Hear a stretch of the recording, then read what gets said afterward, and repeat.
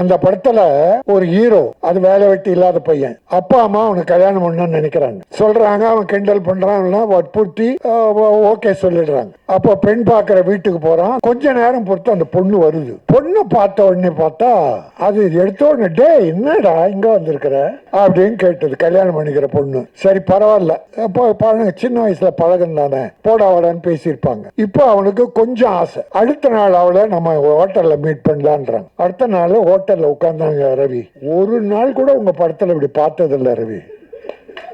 Rangaraj sir hotel உட்காந்து ஒரு நடுவுல, இவங்க 2 பேரும் நடுவுல ஒரு பிராந்தி பாட்டில்,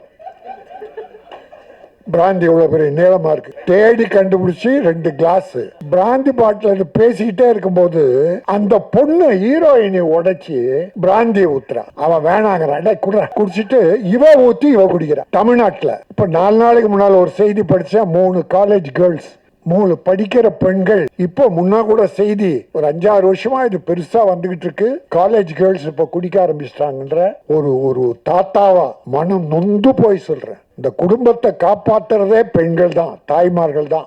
ஆம்பளை எக்கேடு கட்டா கூட பெண்கள் நல்லா இருக்கிறதால தான் குடும்பங்கள் வாழுது. தமிழ் குடும்பம் மட்டும் இல்ல, உலகத்துல எல்லாமே. ஆக அப்படி ஒரு கல்யாணம் பண்ணிக்கிற பொண்ணு பிராந்திய ஊத்தி, டே குடிதா, இவ குடிக்கிறா, 2 பேரும் குடிக்கிறாங்க. இது எந்த பண்பாட்டை சேரும்? அப்புறம் என் மேல என்ன கோவம்னு டைட்டில் வச்சாங்க. பிரயோஜனம், நிலவுக்கு என் மேல் என்னடி கோவம்? மக்களுக்கே உன் மேலதான் கோவம், மக்களுக்கே உன் மேல கோவம். பண்ண படமெல்லாம் அப்பனை கிண்டல் பண்றது, அப்பனை கேவலப்படுத்துறது. வர்ற இளைஞர்கள் எப்படி சார் நல்லா ஒழுங்கா வருவான்?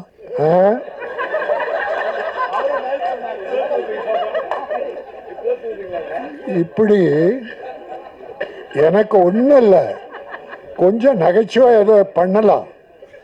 ஆனா சமுதாயம் கெட்டு போற அளவுக்கு தயவுசெய்து வேண்டான்னு வேண்டுகோளா வைக்கிறேன். நான் யாரு மேலே கொட்ட, நீ சிரிக்காத, ஓவராத்த இங்கிலீஷ்ல பேசிட்டு நீ சிரிக்கிற பின்னால.